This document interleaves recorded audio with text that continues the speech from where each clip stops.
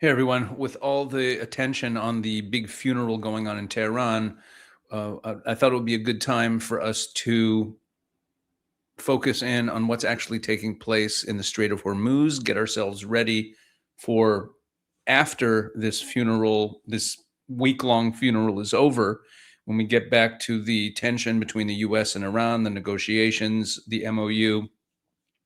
Obviously, just to review where we are, the MOU called for a number of immediate things to happen, five in particular.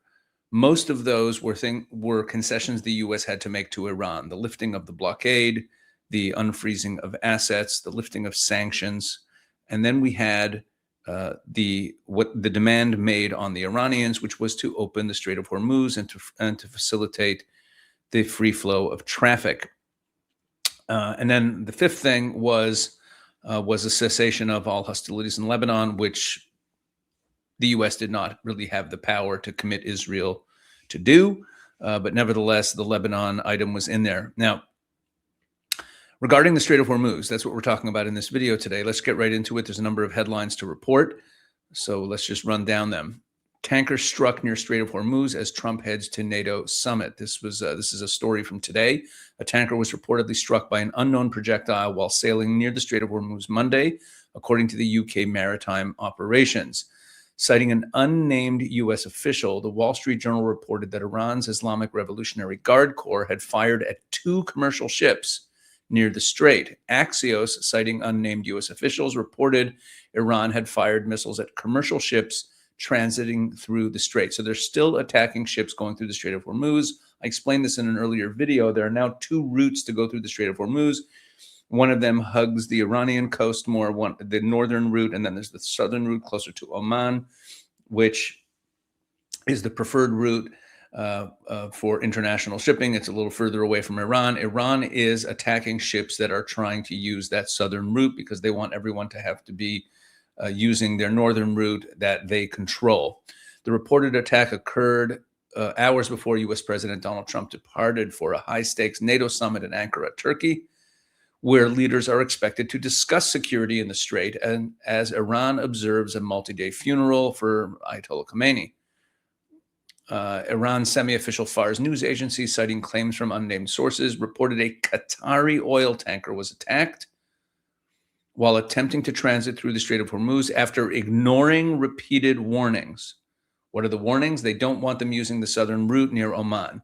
No official authority has yet confirmed or denied these reports. The UK MTO said the vessel was 8 nautical miles east of Lima, Oman, where it was reportedly struck on its port side, igniting a fire. No casualties or environmental impact have been reported. Yeah, so there we go. That is the current. This is what happened over the course of the last day, and this is from yesterday. Hormuz tanker traffic slowly recovers despite persistent risks. This is from oilprice.com. This is like an industry website for the oil industry. Tanker traffic through the Strait of Hormuz has picked up pace in recent weeks, but oil flows are anything but smooth. At least 6 tankers carrying oil or LNG moved to exit the Persian Gulf through Hormuz on a route close to Oman's coast on Sunday, according to vessel tracking data compiled by Bloomberg. This comes hours after at least 8 oil tankers and LNG carriers made mysterious and unexplained U-turns on Friday and Saturday while near the Omani coast, outbound from the Gulf. You understand what's happening? Tankers are moving along this southern route. The Iranians are sending them warnings, and a number of them have made U-turns. Of the tankers that made U-turns, 4 moved north and exited the Strait of Hormuz close to Iran. You see, so the warnings are working. So Iran is still exercising quite a measure of control over the Strait of Hormuz. So when we hear that tankers are moving through the Strait of Hormuz, it doesn't mean that Iran is not exercising its control. It is. Right? So 4 of these tankers that were heading on the Omani route and then did a U-turn and went back. 4 of these 8 tankers then went north and took the northern route out of the Strait of Hormuz, the one controlled by Iran. Now, Iran's currently not charging tolls because the MOU says they can't charge tolls for 60 days, but they're saying very clearly that they plan to charge fees. We're going to get into that soon. It's mentioned in a few of the stories we're looking at here. Right. So of these tankers that made U-turns, 4 moved north and exited the strait close to Iran in what's likely an Iran-controlled lane. The others were sticking to the Oman coast, according to the data compiled by Bloomberg. Iran this weekend reiterated its intention to charge for passage through the Strait of Hormuz, a move that the United States strongly opposes.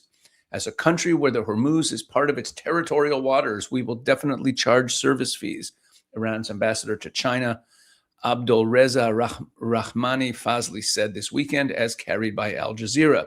These fees, however, will not be tolls, the official said, adding that China and other countries friendly with Iran would be given special considerations in the new Iranian transit regime through Hormuz. These new arrangements will be concerning guaranteeing the security of passage through the Straits of Hormuz, supervision of passage of the vessels. Now, what do you mean? What do you have to guarantee security for? You only have to guarantee security because you might attack them. This is literally mafia protection racket. You know, if you pay us, we'll make sure that that nothing bad happens to your ships, that you can go through securely. What, Oman's got to attack them? The UAE is going to attack them? The only reason you have to guarantee security going through the straits is because of Iran. So they want to charge fees to guarantee the security of passage, supervision of the passage of the vessels. Why do you have to have supervision? And also guaranteeing and dealing with the environmental consequences of the massive number of ships. You see, what they're doing is they're trying to make up excuses for why they have to charge service fees, like in the Northern Sea route where Russia charges service fees because of the ice, navigating the ice issue that's up there. There's not exactly icebergs, but ice flows that are up there that make things difficult. And transiting through that area, they charge a fee for that. Okay, I'm not an expert and about how justified that is, but that's the concept, that a fee for some service that needs to be provided is permissible. So Iran is trying to make up excuses why they have to charge for services like security. While the situation regarding passage through the Strait of Hormuz remains highly volatile and uncertain, some ship owners and operators continue to move vessels in the area with transponders switched off to avoid being detected and potentially targeted. So they're trying to pass through the southern route by Oman, trying not to be detected. Iran detects them, warns them. Some of them have turned back and then use the Iranian route. The Iranians want everyone using their route, so then when the 60 days are over and they start charging tolls, there is no alternate route. They want to discourage ship owners from going that way, so that's why they're firing on the ships. They don't want it to become a route that is used that they don't have control over. The lack of reliable estimates of the actual volume flows through Hormuz remains a major unknown for the global oil market and supply and demand balances. Okay. Now, oil prices rose as a result. This is a story from today. As a result of these new attacks in the Strait of Hormuz, we see oil prices climbing. Oil prices rise after a report of Iranian attack on commercial ships in the Strait of Hormuz. Oil prices rose on this morning, following a report of an Iranian attack on commercial ships in the strategically vital Strait of Hormuz. The reported attacks in the waterway, which typically handles around 20% of the world's oil traffic, reaffirmed the fragility of the U.S. interim peace agreement. International benchmark Brent crude futures with September delivery traded 1.5% higher at $73 per barrel, extending their earlier gains. West Texas Intermediate advanced 1.5% to $69.50 after closing at its lowest level since February 27th in the previous session. Iran fired at least 2 missiles at ships navigating the Strait of Hormuz on Monday evening. The UK MTO, a British Maritime Security Alert Service, said Monday it had received a report of an incident 8 nautical miles east of Lima, Oman. A tanker was struck by an unknown projectile. Washington, okay, and then it goes through the background of the agreement. Now, Germany sent a demining boat, and Germany then says, look at this. Germany says Iran should pay for mine clearance in Strait of Hormuz. This is a funny story. I mean, interesting story. Germany's foreign minister said on Monday, Iran must ultimately bear the cost of any international operation to clear mines from the Strait of Hormuz. Jordan Wadeful, that's the German foreign minister, made the remarks in an interview with Handelsblatt newspaper after being asked whether European countries might offer Iran financial incentives to secure Tehran's consent for a mine-clearing mission. So he said, "We do not need to offer Tehran anything at all. Quite the contrary. Iran has unlawfully mined an international shipping lane. If we clear it together with other European partners, we do not intend to charge a fee for doing so at this stage. In principle, however, it would be justified, and Iran ought to foot the bill, since we would be remedying damage caused by the regime." Wadeful said Germany remains open to contributing to an international mission to restore safe navigation through the strait, but stressed that any deployment of German forces would require a clear legal and political framework. Quote, "It would become clear this summer whether there is a feasible and sensible role for the Bundeswehr in mine clearance. A prerequisite is a sufficiently secure environment." He added that such an operation would need the consent of the littoral states, particularly Oman and Iran, and would depend heavily on the progress of U.S.-Iran negotiations. Last month, Germany sent the minesweeper Fulda and the supply ship Mosel from the eastern Mediterranean toward the region as a preparatory step. The vessels passed through the Suez Canal in mid-June and are currently anchored in Djibouti for resupply.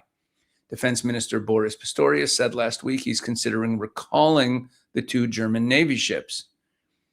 Because, are they even going to sweep mines, or is Iran just ramping up the hostilities there and it's going to turn into a war again?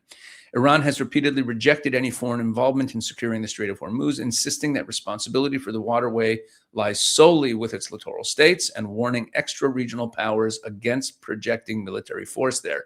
And the Iranians responded to this German foreign minister, Baghai, the Iranian foreign ministry spokesman. This is also from today, obviously.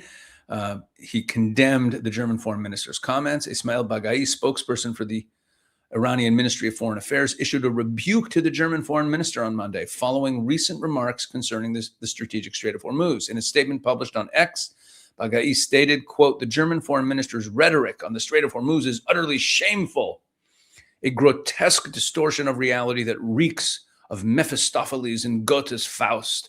He added, "Germany must be held fully accountable for its complicity in military aggression against Iran and bear the heavy costs of its active participation in the crime of aggression. No amount of offensive posturing will allow the Berlin regime to evade responsibility for its role in this illegal war and the war crimes committed against the Iranian people," he concluded. So how dare the Germans suggest that Iran should pay for the minesweeping? Right, and we saw this before, reported in Al Jazeera. Iran's China envoy vows special Hormuz treatment for friendly countries, right? That there'll be safe passage. In other words, Iran gets to control the straits and they're going to charge fees, but, friendly countries like China might not have to pay. That's what this story is. And finally, we have this story from a few days ago. And this was very disturbing to me. U.S. dangles rewards for opening Strait of Hormuz. Iran isn't budging. Washington offers a cash release, but Tehran insists on charging tolls to pass through the waterway. The U.S. and Oman are looking for ways to break Iran's insistence on charging for tolls. Their chief lever in indirect talks was a promise to unfreeze some of the $100 billion in Iranian funds held overseas. So far, Tehran isn't taking the bait. When you make an offer like this to the Iranians and the way they negotiate, all it projects to them is that what they're doing is working, and it projects weakness. Why don't they just take the money and open the straits? Because the straits are more valuable to them than the billions of dollars. Remember, their only goal, their singular goal, not only goal, they have multiple goals. Their singular goal right now is the survival of the regime, and calling America's bluff has been working for them. They know that Trump does not want to go back to kinetic activity. They are still controlling the Straits of Hormuz. They will never give up that leverage because that they realize that that's all they really have is the leverage over the straits. And why would they ever surrender that? The day they surrender that, they lose all the subsequent negotiations. So they're not going to surrender that. And you see, even though they're strapped for cash, they're not going to budge. U.S. envoy Steve Witkoff and Jared Kushner traveled to Doha this week to talk with the mediators about breaking the impasse and settle the implementation of last month's initial agreement to open the strait. Iran is selling its oil, and some of the assets have already been unfrozen reportedly. they are getting some cash. Why would they give up the Strait of Hormuz? Both the U.S. and Iranian teams discussed recent fighting in Lebanon. The U.S. diplomats offered a trade-off to Iran. The people said, relinquish its claim to control of the strait, renounce toll payments in exchange for billions of dollars in unfrozen funds. Right? Iran was supposed to get access to some of this, and Iran signaled that the reward wasn't enough to change its position. Upon returning from Doha, Iran's negotiator, Deputy Foreign Minister Kazem Garibabadi, insisted Hormuz is under Iran's command and not the U.S.'s. Tehran's military doubled down later in the day, warning that any ship not passing through an Iran-approved route would face immediate and powerful response. And this is 5 days ago, and we see that they are living up to that threat. They have actually, as we started this video with, they have actually been attacking ships that are going through. Ultimately, Iran wants to charge fees for every vessel and hopes to get the bulk of the annual $40 billion a year that they could generate from these fees. The demand has been rejected by the U.S. and its Gulf neighbors. All right, that's the situation. That is the situation. Oh, let's read this one last detail. Daily traffic through the waterway fell to 43 vessels by Wednesday from 75 a week earlier, according to Cape LER. By contrast, more than 100 ships a day used to pass through the strait before the war. It was really over 130 ships a day, approximately. And, so you see that Iran, the straits are not opened. Iran got what they wanted out of the MOU so far. I'm not saying Iran's winning. I'm saying right now where things stand, the Iranians are pretty happy with how things are going with the MOU. They're still controlling the straits. They are not going to surrender it. And the MOU even says that they will continue to administer the straits. All it says that they won't charge fees for 60 days, and then they're going to talk to the Omanis about managing it. This was a blunder. That MOU is causing us problems. But that's where things stand in the Strait of Hormuz. I think we need to be ready for this all to come to a head after this funeral is over. All right. Thanks for watching. God bless. Keep liking and sharing and drop me comments. Let me know what you think. I do read as many of the comments as I can. And I appreciate all of your help in helping grow the channel. Please share these videos. Let other people know about what we're doing here if you find it helpful. All right. God bless.